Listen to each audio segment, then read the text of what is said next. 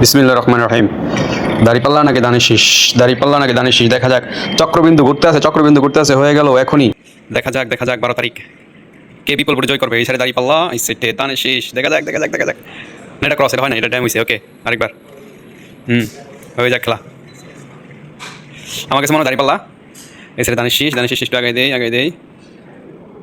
আবারও ক্রস, আমি মারছি আবারও ইনশাল্লাহ। দাড়িপাল্লা এদিকে, দানের শীষ এদিকে।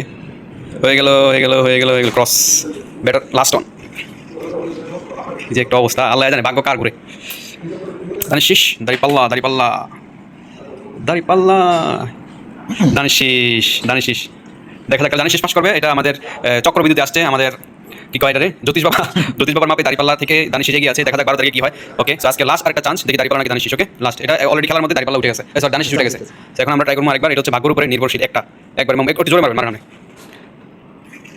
দেখা যাক কে জিতে, দাড়িপাল্লা নাকি দানের শীষ। দেখা যাক, এখনই হয়ে যাবে নির্বাচনের মেন ফলাফল। দাড়িপাল্লা নাকি দানের শীষ। এদিকে আছে দাড়িপাল্লা, এদিকে দানের শীষ। হয়ে গেল ক্রস। তাহলে লাস্ট ওয়ান। দানের শীষ নাকি দাড়িপাল্লা, আশা করা যাচ্ছে। দেখি, হলো না রে শালা।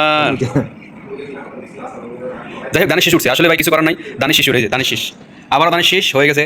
দানের শীষ মার্কা মেবি জয় করবে। তারপরে দেখা যাবে 12 তারিখে কি হয়। দাড়িপাল্লা বর্তমানে আমাদের জ্যোতিষ বাবার কাছে ফেল অবস্থা আছে, তবে দেখা যাক ফিউচারে কি হয়।